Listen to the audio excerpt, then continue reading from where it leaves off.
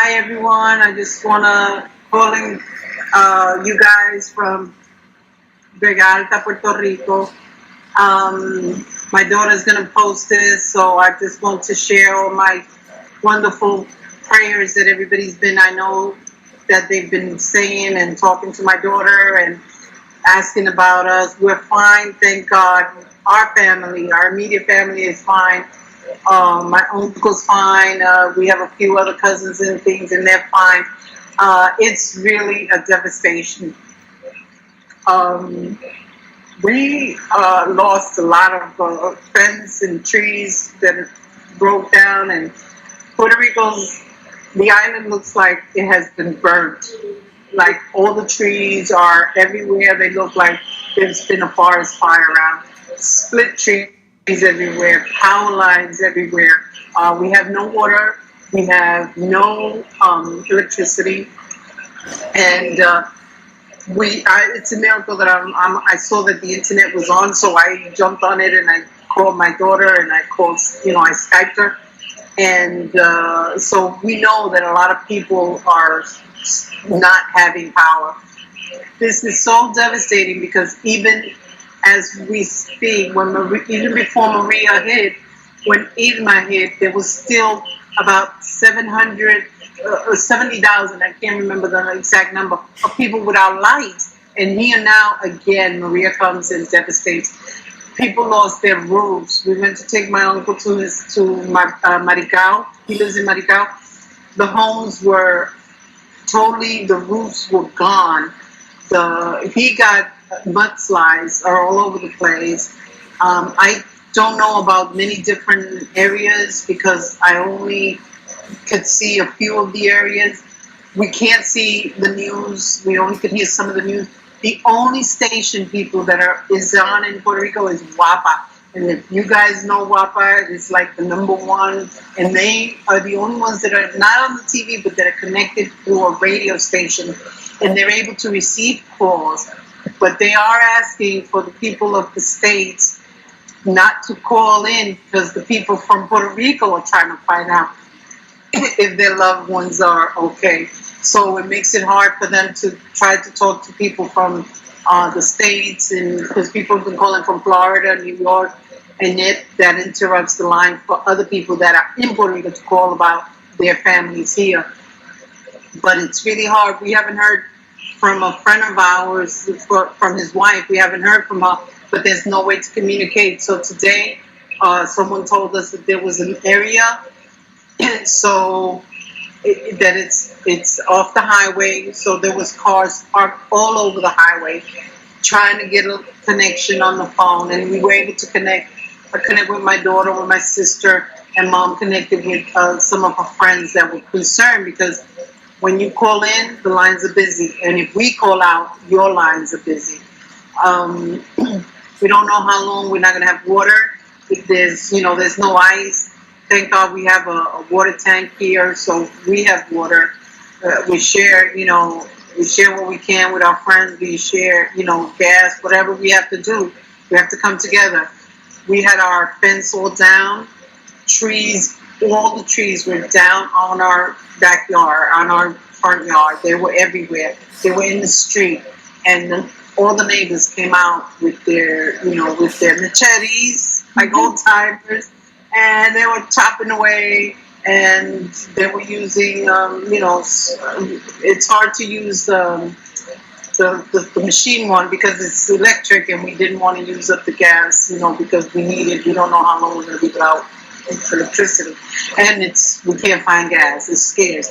All the gas, but some of the gas tanks were like on the floor, and I saw a car in between the gas tank, and I was like, what happened to that car? And it could have been that they left their park because they ran out of gas, but that car was in between, wedged in the tank, and the roof sink, they have the sink metal thing, they're all over the place. Power lines are down everywhere. The lights, the regular lights, the green light, red lights, those are hanging. And sometimes hanging so low, we have to move out of the way to go around, and everybody's everybody, usually we got crazy Ricans, we all crazy Ricans who want to fly off and be faster and everything. Not this way. Everybody's like moving to the side, doing and following the road and everything, because it is, it is what we are made of.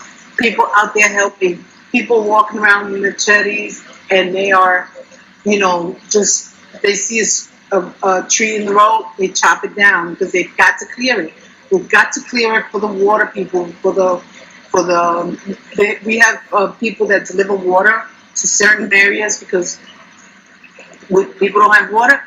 Well, they're being escorted by the police because they don't want people to, ransack them or attack them, just to get the water. The same thing with the gas. They're being escorted by police to the stations. But right now, the gas stations don't have gas. Everywhere they go, they're closed, they have no gas. So hopefully tomorrow we'll get gas, because we're hoping that we have a curfew. Also, we have to be in by 6 or they'll arrest us. So you could go out after 6 in the morning. You could go out, but you have to be in your home by 6. I think it's supposed to go until tomorrow, and then it comes off. But I don't know. It might not. We'll have to listen for the news or whatever. But basically, as soon as we're able to hear more information, I would definitely tell my daughter. She will post it for other people in different areas in Puerto Rico. We are united. We are holding strong, and we are going to rebuild this island, because that's the kind of people we are. We are tough, and you can't crack us. You cannot crack us. So we will stand upright again, and we'll make it work, and we'll move forward, and but I will try to find out what I can about different towns and let my daughter know, so that we can share with whoever's out there that needs to find out what's going on with their family. If anybody's interested or knows my daughter well enough and wants to give her a telephone number or something that we could get in touch with them or something, feel free to do it. I will definitely try to get in touch. We can't go traveling too much because, everybody's trying to be told to stay off the roads, and, you don't have to be in the roads. So, but I could call if I have a number. I could call, try to go back to that area where there is a signal and try to call and see if, but hopefully all the loved ones are okay. I think the total right now of deaths are, I think they said 17. I'm not even sure, because like I said, we only have one little station that's giving us information. And if I'm not in the car listening, then I don't have lights to turn on the radio, because I don't have batteries. We ran out of batteries. There was no batteries anywhere. There was no portable radio. There was no gas tanks left. There was no water left to buy, like bottled waters. We have a filter, so we filter our water. Thank God we did a lot of the filtering water and that, and so we were able to do that. But this is what it is. But we will rise. We will rise, and we will make it. And so thank you for your prayers, people. I believe you guys help and protect us, and it could have been worse. I mean, it is worse for some people, but it could have been worse for all of us, Puerto Ricans. But thank you. Thank you for your prayers. That's all I can say. We will rise again. Yeah. Go ahead. I didn't mention this, but in the town Levittown in Puerto Rico, anyone has family there, they got really hit hard with floodings. The surge went up to, I believe, 20 feet, if I'm not mistaken, and people were being rescued from their roofs.